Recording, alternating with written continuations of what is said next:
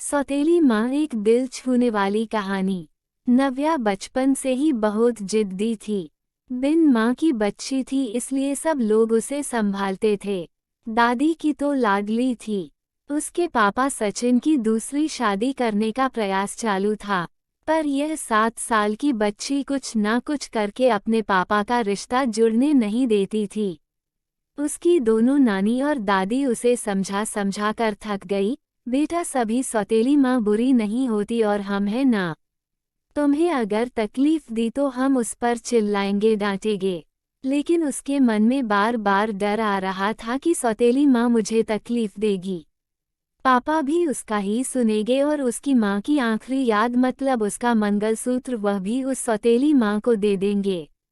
ऐसे उसे लगता था। सभी को टेंशन हो रहा था कि उसे कैसे समझाए। उसकी माँ, मतलब सुनीता, एक एक्सीडेंट में 2 साल पहले इस दुनिया से चली गई। तब से लेकर अब तक उस बच्ची को सभी संभालते थे, पर उसकी यह जिद जरा ज्यादा ही थी। कैसे बताएं अभी इसे। उसकी दादी ने उनकी ही मौसेरा भाई की लड़की पसंद कर ली थी। उसकी भी शादी होकर तलाक हो गया था और उसे एक लड़का भी था। पर यह बच्ची सुनने को तैयार ही नहीं थी। वो लड़का है, मतलब उससे ही सब प्यार करेंगे, मुझसे नहीं, ऐसा मन में वहम बिठाए वो इस शादी को नहीं होने देगी, ऐसी जिद पकड़ कर बैठी थी। उसके जिद के आगे सचिन भी नहीं बोल सका। दोनों दादी और नानी काफी चिंतित हो गई। बाद में सुनीता की मां ने समस्या का समाधान निकाला। सुनीता की एक दोस्त माया, जिसकी उम्र हो चुकी थी, इसलिए उसकी शादी तय नहीं हो रही थी। उसके घर जाकर नानी ने सब हकीकत बताई। वो सब सुनने और समझने के बाद भी माया शादी के लिए तैयार हो गई। इस वजह से दोनों नानी और दादी भी काफी खुश हो गए। अब सचिन क्या कहता है, इसकी उनको चिंता हो रही थी। खुद सास ही बोल रही थी, इसलिए जमाई तैयार हो गया लड़की को मिलने के लिए। सचिन ने माया से मिलने का तय किया। मुलाकात के दिन सचिन ने माया से कहा कि मैं सिर्फ नव्या के भविष्य के लिए और अपनी माँ की इच्छा के लिए तैयार हुआ हूँ। मेरी तरफ से बाकी कोई भी उम्मीद मत करो। यह सुनते ही बहुत बुरा लगा माया को, पर कितने दिन घर वालों के ताने सुनूं, इसलिए माया तैयार हो गई और शादी भी हो गई। उसके घर की परिस्थिति इतनी अच्छी नहीं थी, उस वजह से उसके माँ बाप ने माया को कोई भी जेवर नहीं दिए और नव्या ने अपनी माँ का मंगलसूत्र भी नहीं देने दिया। बाद में सुनीता की माँ ने माया की माँ बनकर सब कुछ किया। नव्या माया को बहुत परेशान करती थी। ओ सौतेली माँ, ऐसे ही पुकारा करती उसे। माया थोड़ा सा डांटती या उसे समझाने का प्रयास करती, तब जानबूझकर झूठ मूठ का रोने लगती थी। माया 2 महीने में ही पूरी तरह हताश हो गई।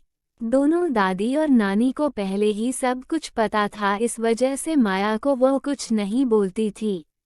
वो उल्टा उसे बोलती थी कि मारोगी भी तो चलेगा। पर सचिन को यह सब सहन नहीं होता था।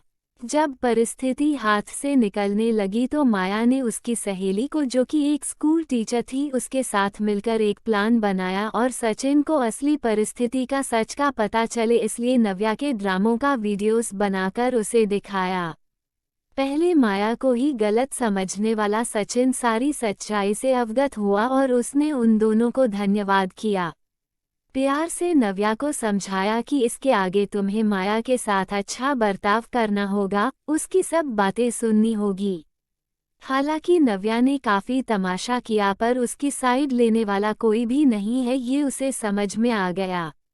उसको माया पर बहुत गुस्सा आता था। माया उसे बहुत समझाती थी।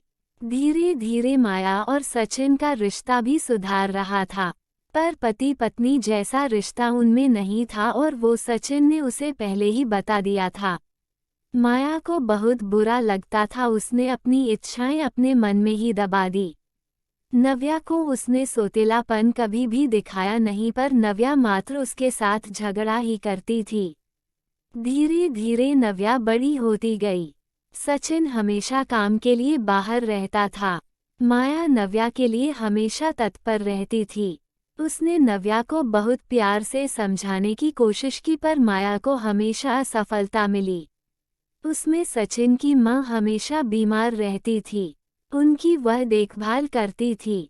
उन्होंने एक बार माया को बुलाकर बताया, मुझे बहुत चिंता होती थी इस नव्या की, पर अभी नहीं होती। तुम हो ना, अभी मेरा कुछ भी हो जाए चलेगा, पर तुम्हारे लिए मुझे बहुत बुरा लगता है। जिस बच्ची के लिए तुम इतना करती हो, उसकी उसे कीमत ही नहीं है। तभी माया मुस्कान के साथ बोली, नव्या को देखते हुए बोली, उसने मुझे हमेशा गलत ही समझा। हमेशा की तरह नव्या ने माया से बहुत झगड़ा किया। सचिन के घर पर आते ही उसको सब झूठ बताया, पर उसने भी नव्या को ही सुनाया। गुस्से से नव्या ने खाना भी नहीं खाया। माया ने भी खाना खाया नहीं। नव्या को समझाने के लिए गई तो माया ने कहा, मुझे तुम्हारी माँ की जगह नहीं चाहिए, उसकी आखिरी निशानी मतलब उसका मंगलसूत्र भी नहीं चाहिए। मुझे सिर्फ तुम माँ बोलकर पुकार लो, मेरे लिए उससे बड़ा कोई पुरस्कार नहीं होगा। जिस दिन तुम ऐसा करोगी उस दिन मुझे ममता का गहना मिल जाएगा, वही मेरा खरा पहला गहना होगा। पर नव्या सुनेगी तब ना। जैसा था वैसे ही सब चालू रहा। कई दिनों बाद दादी की तबीयत बिगड़ी। उन्होंने सचिन को बुलाया और कहा, माया बहुत अच्छी लड़की है, वो कभी भी भेदभाव नहीं करेगी, तुम उसको अपनी पत्नी की तरह स्वीकार कर लो। उसकी भी कोई उम्मीद होगी तुमसे, वह पूरा करो। ये आखिरी शब्द बोलकर दादी चल बसी। सचिन को माँ के वह शब्द कान में गूंज रहे थे। महीना हो गया तब भी वही शब्दों का विचार करके गैलरी में शांत बैठा था। उतने में माया ने खाना खाने के लिए आ रहे हैं ना ऐसा बोलकर बुलाने आई। सचिन का सब्र का बांध टूट गया। वह माया के गोद में सिर रखकर बहुत रोने लगा।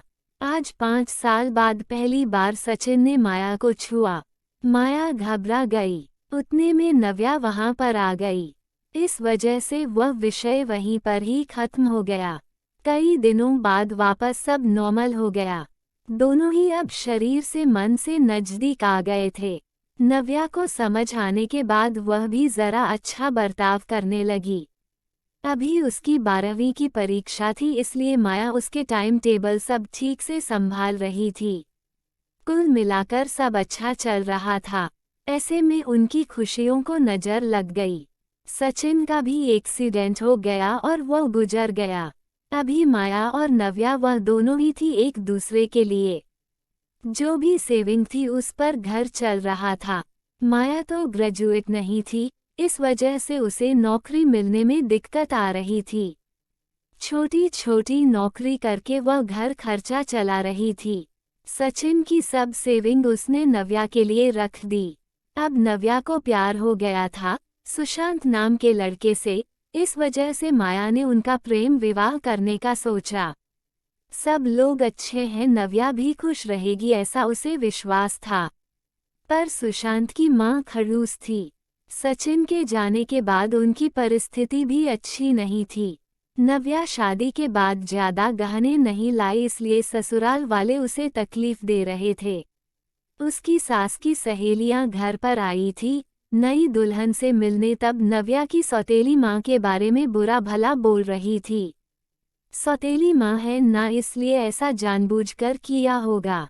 सब कुछ खुद के लिए रखा होगा और बेटी को लंका की पार्वती बनाकर सिर्फ मंगलसूत्र पहनाकर भेज दिया और हंसने लगी। अभी उसका खुद पर का नियंत्रण टूट गया। मेरी माँ की आखिरी याद मतलब यह मंगलसूत्र है, जो मेरी इच्छा थी कि मैं ही इसे पहनूं। यह मंगलसूत्र मेरी माँ का आशीर्वाद का हाथ है और मेरी माया माँ को बुरा भला बोलने का तुम्हें कोई भी हक नहीं है। आज वह है इसलिए मैं हूँ। उन्होंने मुझे अच्छे संस्कार दिए, डिसिप्लिन सिखाया, संयम और बड़ों का सम्मान, यह सब बातें कोई भी उम्मीद ना रखते हुए सिखाया। पापा के जाने के बाद भी उन्होंने कमाए हुए एक पैसा भी खुद पर ना खर्च करते हुए सब पैसे मुझे दिए। कभी भी सोतेलापन उन्होंने मुझे नहीं दिखाया। मेरे लिए उन्होंने खुद का बच्चा तक नहीं होने दिया, पर मुझ पागल को कभी यह समझ में नहीं आया उन्होंने मुझे सिर्फ और सिर्फ प्यार किया। मुझसे उन्हें एक ही चीज़ चाहिए थी, जो मैं कभी नहीं दे पाई। सब औरतें एकदम सोच में पड़ गई कि आखिर वह कौन सा चीज़ चाहिए थी। उन्होंने नव्या से पूछा उन्हें क्या चाहिए था। सच में बहुत महंगा गहना होगा, इसीलिए तो उसने इतना एडजस्ट किया होगा। बातचीत हो रही थी तब वहां माया आई और औरतें खुसुर फुसुर करते हुए हंसने लगी। माया मन में डर गई, नव्या ने ऐसा क्या किया होगा? ऐसा क्या किया जो यह सब औरतें उसे देख रही है? तभी नव्या ने माया को गले लगाकर प्यार से माँ बुलाया। दोनों माँ बेटी सब भूलकर एक दूसरे की बाहों में गुम हो गई। औरतें जब जाना फूसी कर रही थी कि तभी नव्या बोली, आप सबको वह गहना देखना था ना? यही माँ बुलाकर ममता का गहना उसे चाहिए था। माया को तो रोना आ रहा था। दोनों सचिन और दादी के फोटो के सामने खड़े रहकर उनको हाथ जोड़कर खड़े थे। नव्या ने उनसे माफ़ी मांगी और माँ को कभी खुद से कभी दूर नहीं करूँगा ऐसा वचन दिया। दोस्तों, समाज में कई गलत बातें, भावनाएं बनी हुई होती है जो जाने अनजाने बच्चों तक भी पहुँच जाती है। हमें बच्चों को और खुद को भी इस बात को समझाना होगा कि हर पुरानी बात पूरी तरह या हर किसी के लिए सच या एक समान नहीं होती है। किसी एक का सच दूसरे के लिए झूठ हो सकता है, इसलिए किसी भी बात को अपने दिल दिमाग में बिठाने से पहले उसकी सत्यता की कसौटी करना बेहद जरूरी हो जाता है। वीडियो पसंद आया हो तो लाइक, सब्सक्राइब और शेयर करें। वीडियो देखने के लिए आपका बहुत बहुत धन्यवाद।